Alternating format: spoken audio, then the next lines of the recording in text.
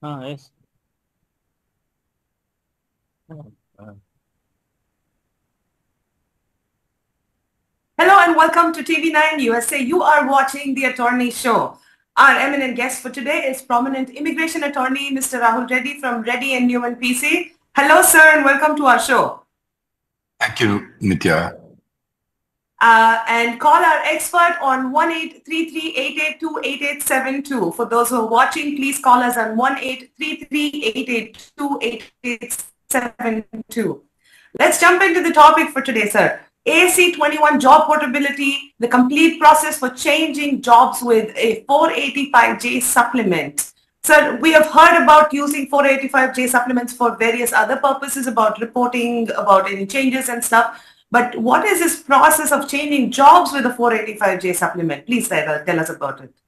One thing we call this AC21 law, which was passed in 2003. It was effective in 2004. From that time onwards, what the law was that if you file the 485 and after 180 days, though, once you file the 485, you can change the company from the company that filed the 485 to company B and still continue for the green card. As we know that the priority date moves forward, backward. Sometimes we can file based on the priority date filing dates where the final action date is not current. Even though if your green card is not approved, you can change the company after 180 days from the time you file the 485 application. Now, that is the law that passed. We call it as AC21. In 2017, Nitya, they came up with a form called I-485J to shift from company A to company B. To change the company, you may be able to file the 485J. It's not mandatory that we have to file the 485J supplement, but if there is an RFE, if there's an interview, you have to say that. Let's say, for example, you're working for Coca-Cola company, which is in your hometown, Atlanta, and then they move to Pepsi, which is in Texas. So now Pepsi don't have to file the I-485J supplement, but after 6 months from the time Coca-Cola company files the 485 application, the individual can move from Coca-Cola to Pepsi and they may be able to file the 485. It's not mandatory they have to, but they can move to Coca-Cola company before they get the green card though. Okay. A lot of people are under the assumption that before they move from company A to company B, there is a 60-day grace period. There is no 60-day grace period. A lot of people are under the assumption that they have to file the 485J supplement. No, you don't have to file the 485J supplement before you move to a new company. You can file it later on, but there should not be any gap in the employment between company A to company B. Now, the company B can be a self-employment. The company B can be the spouse can employ you. The company B in certain circumstances can be a job offer instead of a real job. But one thing is, one thing, Nitya, is there should not be a gap of job offer and employment between company A and company B. Just because nowadays they're issuing an EAD for 5 years, can you just sit down at home for 4 years and join company B? No, you have to have a job offer or employment immediately. You can't have a job offer. But the provision is good for the people who want to change from company A to company B. It's allowed before you get the green card, which is called AC21. People also call it as I-485J supplement. Sir, also when you refer to this break, no gap, you're talking even about as less as a 24-hour period or, I wouldn't say that, but definitely I would recommend people to not to have a gap of more than 1 week. If ever there is expected to be a gap of 1 week, I would recommend people to be self-employed. I would recommend people to contact an immigration lawyer, how the self-employment works, or they can be a job offer. Like, for example, I leave Coca-Cola company. Let's say I'm joining Pepsi. Now, Pepsi can have a job offer for me, but I can take a week or so to join Pepsi. Okay. Okay. So as long as the job offer is valid, you're fine. That's right. You're fine. That's right. Got it. And sir, there have been circumstances when you have talked about filing a 485J supplement, say before people move from one place to another and things like that. Where does that apply?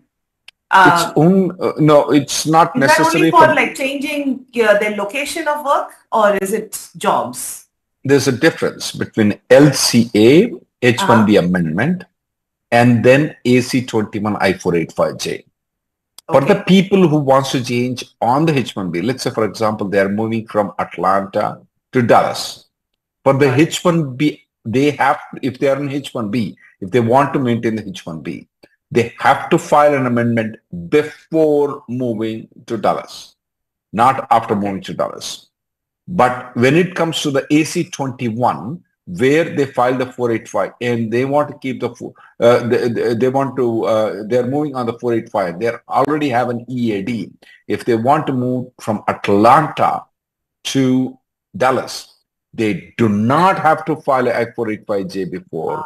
Okay. They can file it after going, and they don't have to file it unless there is an RFA from USCIS or there is a interview, 485 interview, and they call for the interview. Then at that point of time, they have to file the 485J. But it's not mandatory for them to file a 485 before they move. What I told you, Nitya, before is that it's only for the H1B, not on the 485 EAD. If you are on H1B and if you are moving to Dallas, you have to file the LCA, you have to file the H1B amendment before you move to Dallas, not after you move to Dallas. Okay. I keep on telling Dallas because a lot of people are moving to Dallas. I hear you. Sir, also when at the point that they're filing for their, when they're moving from one LCA to another, they do one so location before, to one location to another location. Yeah. One location to another location. They do so before they're called for an interview, correct? Or if they get a call for an interview, before they show up for the interview, they have to file this for it. Right. Let's say, for example, the person moves from Atlanta to Dallas. So they will be called for the interview. At the time when they call for the interview, then they have to get the 485J signed by the company B, which in this case is Pepsi, and then we'll have to go for the interview. Makes sense. Okay. Thank you for that clarification, sir. All right. Anything else you'd like to add to this before we start taking our callers? No, we can try to take our callers. Let's take our first caller for the day then.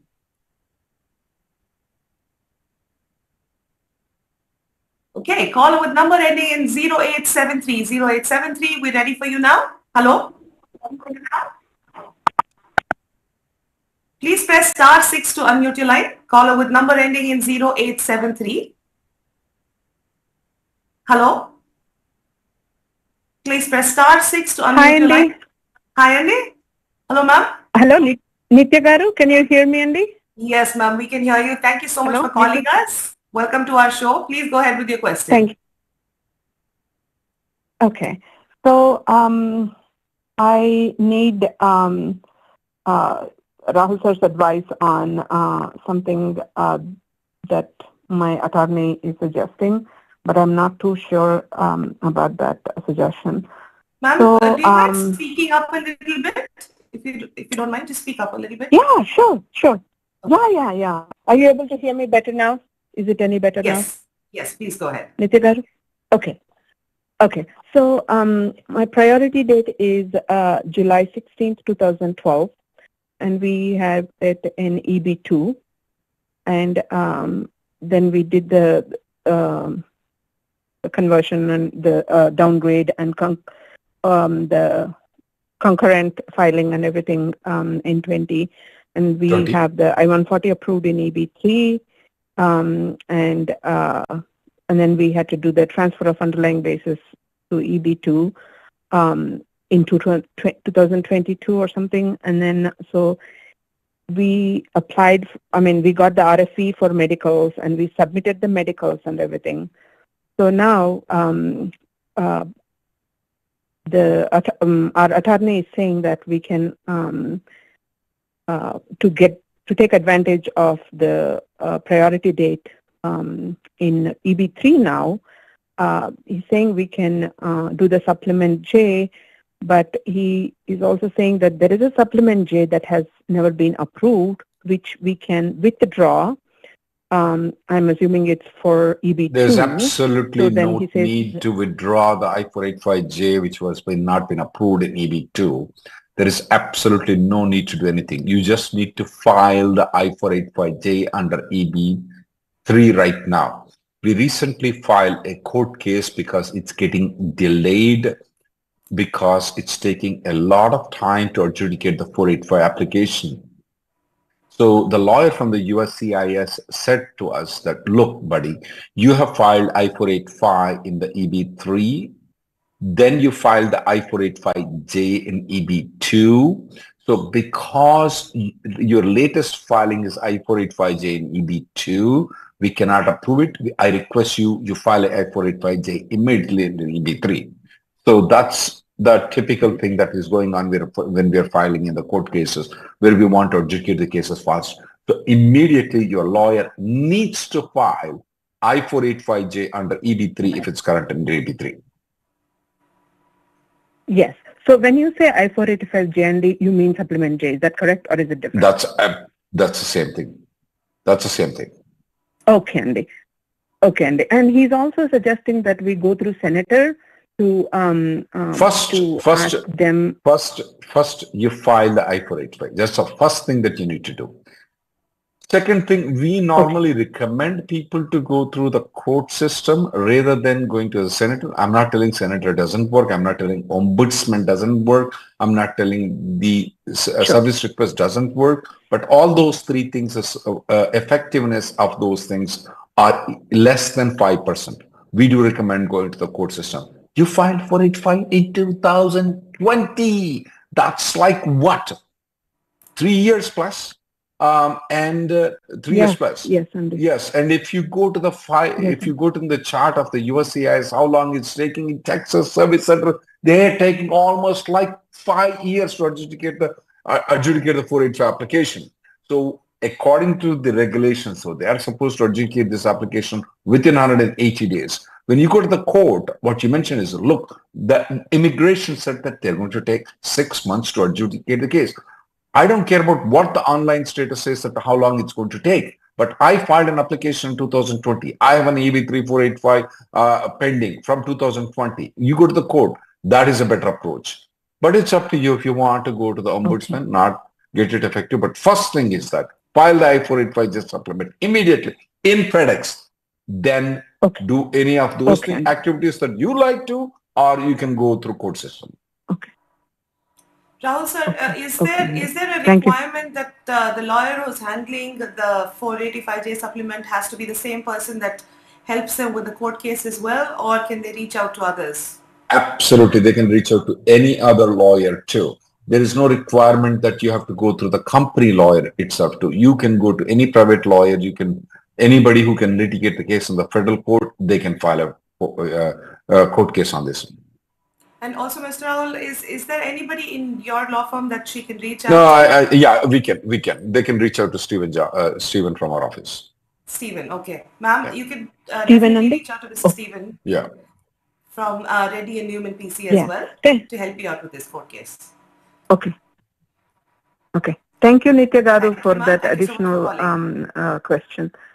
Yeah, thank you, Andy. And by the way, Andy, I am waiting. 1 second, Nitya Garu. Sure. I'm waiting on TV Asia, and it says it's supposed to start the meeting, the TV Asia Telugu. It is not relaying there. Am I in the wrong spot? Our show is telecasting on TV9 now. Oh, so okay. So then I should be on TV9. Telecasting on TV9. Yeah, thank you for that. No problem. TV9 right. USA. Yes. Okay, thank you. Yeah, just keep an eye out for the thumbnails, and we'll be in touch with you. Thank you so much. All right, let's take our next caller. Okay. Okay, caller with number ending in 5453. 5453, we're ready for you now. Hello? Hello, ma'am. Hello, sir. Thank you for calling us. Please go ahead with your question, sir. Ma'am, okay, thank you, ma'am. Sir, thanks for taking my call. I'm right now I'm 60 years old. Just I have a GCEAD. 2014 November is a priority date. What if I am retiring in after 3 years? Now, currently my son is getting into college. So what will happen on his EAD? Yeah, go ahead, sir, please. You're going to retire? Is that what you said? Yeah, that's what I'm planning. On the GCEAD, if you're going to retire though, Correct. your 485 will be denied because the presumption is that you have a job. Let's say, for example, you are in a mechanical engineer, okay? The presumption is that you are getting the green card because you have a job offer. You have a job as a mechanical engineer. If you say, no, I'm going to sit down and quit, do nothing, your 485 may be denied. Okay, what if my, okay, sir, go ahead, please. Once you get the green card, for example, then you decide, you know what, I'm too tired. I've been working for 30, 40 years. I want to retire right now. That's fine, but not before you get the green card. Okay. Okay, sir. Another question is, if my son is getting into college, once he attains 21 years old, then what will happen? He will be on his own, even I'm working in EAD condition, or how it will be looked into that? So sir? it depends on the Child Service Protection Act, though. So for him to be protected under the Child Service Protection Act, he must have been under 21 at the time when you filed the 485, which for sure he is. You must have filed the 485 application. The filing dates have to be correct, which most probably they are. But the other aspect is that the I-140 must have been approved. So are you the person who filed the downgrade application in 2020? No, sir. I'm direct EB3. You're good. If you're direct EB3 into 2020, you never filed an I-140 application though, from 2020 to right now. Even if your child becomes 21, he's covered because I-140 has been approved, I-485 has been applied, he's under 21, filing dates are current. All four things have to happen on the same day. Since there is no downgrade application, you already have an I-140 approval at just that point of time. He's good. Even if he becomes 21, he can stay on EAD, get the green card when you get the green card. The only thing he can't do is he can't get married. That's the only problem. Okay, sir. So even if it is 21 years old also, I need to be on the job. You need to be on job. Yes, sir. The whole premises for you, this green card, is that your job is getting your wife, your son, and any other dependents that you have. Yes. Okay. So I know the rule. If it is in H1B, I need to get a job in 60 days, before 60 days. But for EAD, there is nothing. Immediately, we need to get a job. So what will happen to those kind of scenario? Because this may be a rare scenario. Whoever is listening. There are exceptions where you can have a self-employment, and if your wife is nice with you, she can employ you also. Okay, sir. Okay. Okay. Okay. Time to make nice thank you very much, sir. sir. Appreciate it. Thank you. Thank you so much for calling us. Yes. Rahul, sir, one follow-up question based on this. So once you receive a green card and then you choose to retire, will it have any implications when it comes to your citizenship? Zero, zip, nothing, absolutely nothing. Yeah, once you get the green card, I have an intention to work as a mechanical engineer. Then I would decide, oh, no, I'm too tired. It's very hard to go to the job every day in the morning. I just retire. I will do nothing. I will do yoga, puja, whatever you want to. And that's fine. You can do that. Absolutely nothing wrong with it. Okay, that's great. So, sir, your wait is only until you get your green card. So, all the very best. Thank you so much for calling us. Let's take our next caller. Thank you both. Thank you, sir. And okay, our next caller for the day is with number ending in 3680. 3680, we're ready for you now. Hello? Yes. Hello? Hello, madam. Yeah. Hi, Hello. sir. Hello. Thank you Yes. for calling us, sir. Yes. Please go Hello. ahead with your question. Yeah. Hello, Nitya, ma'am. Yeah. Hi, sir. Hello, Rahul, sir. Hi. Hello. Hello, Hello. Rahul. Go ahead, sir, Yeah. with your question. So, so my priority date is like October 2013. And, I applied for I-485. And then I got my EAD. Currently, I'm working on EAD, and the I-85 is pending. We did apply for like the downgrade. The downgrade I-140 was approved.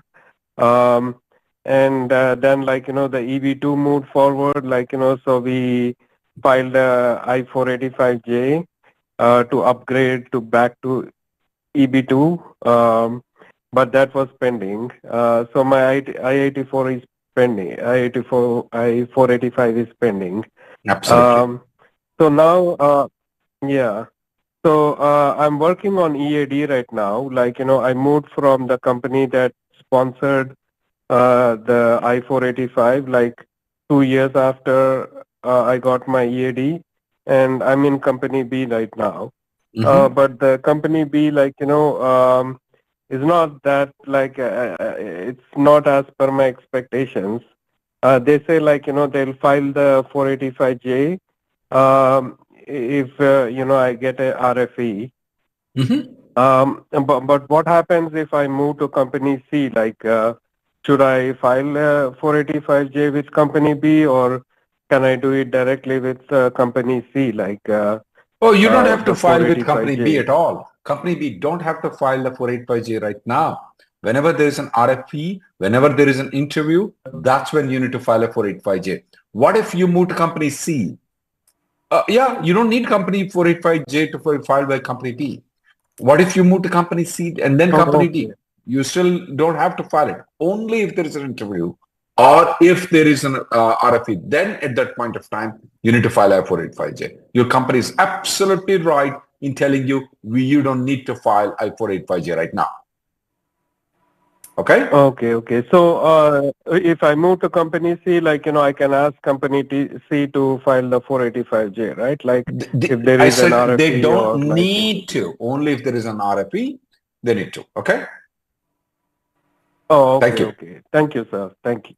Yeah, Thank you thank very you. much. Yeah.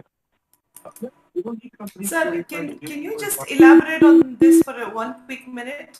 About, what this gentleman Yeah, said? Nitya, when people move from company A to company B to company C, they have to file a H1B if they're in H1B. When they're in GCEAD, they don't have to file the 485J supplement when they move from company A to company B to company C, company B to company D. They don't have to. Only when there is an interview, then they need to file, or an RFP, they need to file it with the company they are working. For example, if they move from company A to company B to company C to company D. So only company D needs to file an I-485J supplement at that point of time when there is an RFP or interview. We don't need from company B, company C, or company D. Right. Okay. Thank you, sir. Thank you so much for that clarification. To all those who are tuned in, we will be back same time, same place next week. I'd love to thank our guest, Mr. Rahul Reddy, for being on the show today and for answering all our questions patiently. Thank you, sir. Thank you very much, Nitya. And this is Nitya Bayo from TV9 signing off. Thank you and have a wonderful day.